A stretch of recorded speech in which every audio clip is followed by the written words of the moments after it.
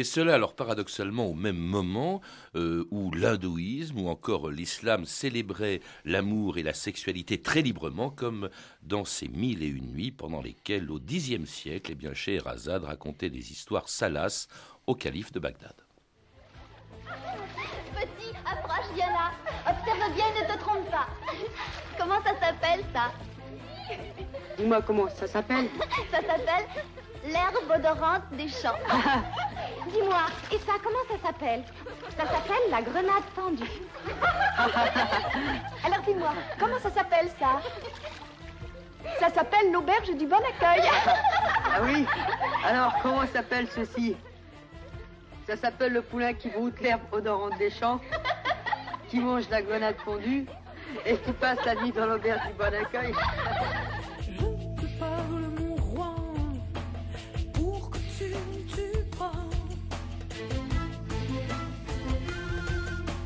Je te parle, mon roi, des ébats de Boudour, une princesse de cour et des jalousies qui excitent les yeux de tout malicieux. Tu écoutes surpris, tu es pris. Alors les histoires que Scheherazade racontait au calife n'ont rien à voir, n'ont rien à voir avec aujourd'hui, vous le rappelez, l'islam radical qui interdit qu'on en parle, qu'on le représente. La sexualité était abordée également très librement pendant le Moyen-Âge, pendant le Moyen-Âge par l'islam.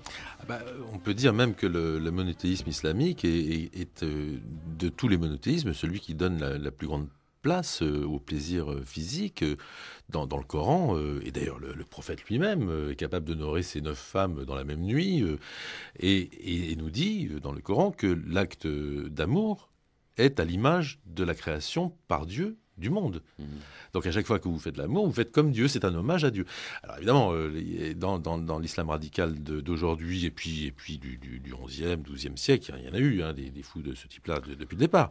Mais c'est très minoritaire. Il y a une vision qui correspond un petit peu à celle des moines chrétiens du Xe siècle, si vous voulez. C'est un refus, une castration, etc.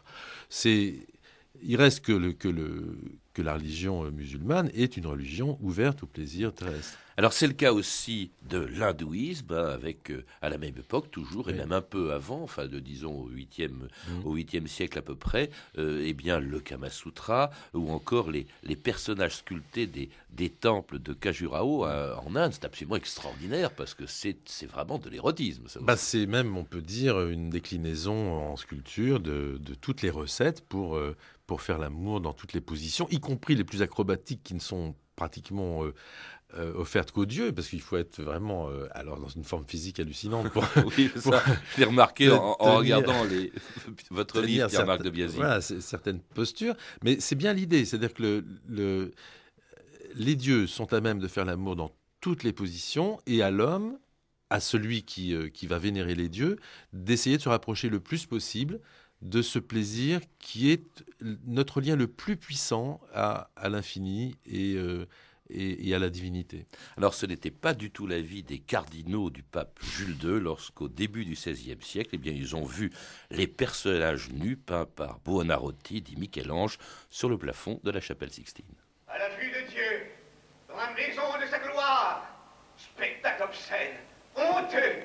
Cet artiste tire son inspiration des Grecs qui glorifiaient la nudité.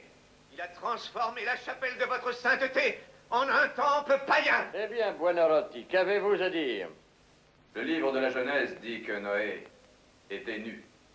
Dois-je corriger les Saintes Écritures et lui passer un pantalon? Vous profanez les Écritures. Le nu n'est pas un sujet convenable en peinture. Alors Dieu lui-même est un profanateur. C'est lui qui a créé l'homme à sa propre image. Blasphémateur! Il a créé l'homme avec fierté et sans honte. Et ce sont les prêtres qui ont inventé l'opprobre. Je peindrai l'homme tel que Dieu l'a fait, dans la gloire de sa nudité.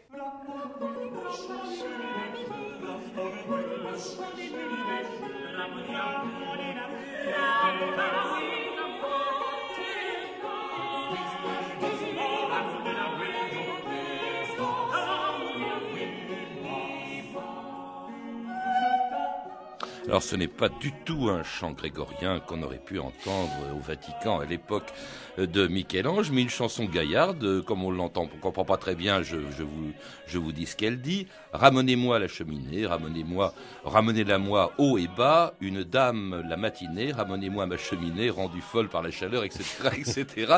Dites-moi, c'est le début de la Renaissance. C'est vrai qu'à ce moment-là, eh bien, il y a une beaucoup plus grande tolérance dans le domaine sexuel et donc de sa représentation érotique. D'ailleurs, la preuve, c'est le pape Jules II qui a commandé à Michel-Ange ce fameux plafond de la Sixtine, même si les cardinaux n'étaient pas d'accord. Alors j'ai remarqué, en regardant l'illustration de votre livre, Pierre-Marc de Biasy, qu'il y avait effectivement, il n'y avait pas que des nus sur la chapelle, il y avait vraiment de l'érotisme. Ah bah oui, il y a même de la provocation, c'est absolument clair, de la part de Michel-Ange. J'ai fait un gros plan sur, par exemple, le visage d'Ève dans la partie de la fresque qui correspond à ce qui précède juste la chute, quoi. Quand le serpent tend à Ève la pomme, eh bien, en fait, Ève se trouve entre les cuisses d'Adam, assise par terre. Elle a le visage tourné vers le serpent qui lui tend la pomme. Elle tient d'ailleurs la main du serpent, si on peut dire. Et il suffit qu'elle retourne le visage dans l'autre sens, et elle a le sexe d'Adam dans la bouche, quoi. Alors, c'est véritablement une mise en scène folle. Mais vous savez, la Renaissance, et ça c'est tout à fait frappant, en 10 ans pratiquement, bouscule tous les tabous.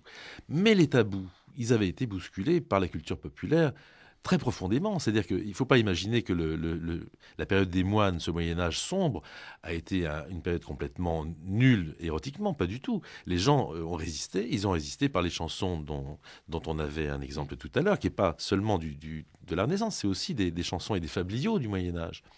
Tout ça, tout d'un coup, explose dans la peinture de la Renaissance, avec des textes hallucinants de nos plus grands poètes. La Pléiade crée, par exemple, la langue française en créant des textes érotiques hallucinants. Alors écoutez, il y en a un, vraiment, on n'imagine pas une seconde que ça puisse être de Ronsard. C'est loin d'être mignonne, allons voir si la rose. C'est Ronsard parlant de Henri III, je cite, « Le roi, comme l'on dit, accole, baise et lèche, de ses poupins mignons le teint frais nuit et jour, eux, pour avoir argent, lui prêtent tour à tour, leur fessier rebondit et endure la brèche. » Et c'est Ronsard, hein, c'est pas...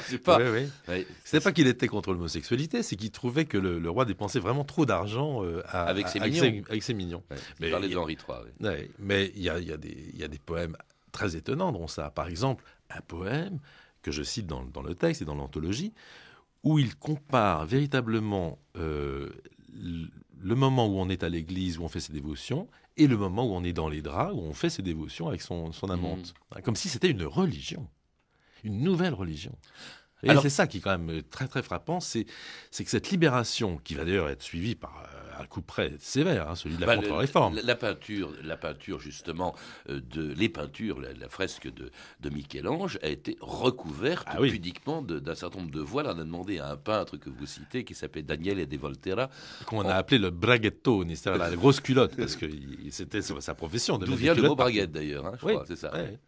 Alors, bon, il y a quand même une assez grande liberté. Alors, il y a d'autres peintres, hein, parce qu'il n'y a pas que Michel-Ange. Il y a Léonard de Vinci, il y a le Titien, il y a une Vénus de Titien qui manifestement éprouve un très grand plaisir toute seule. C'est assez extraordinaire quand même, cette énorme liberté, et qui va persister un peu clandestinement ensuite au XVIIe siècle. L'âge classique, vous dites, c'est quand même un siècle qui réprime, là encore, l'érotisme. Il faut comprendre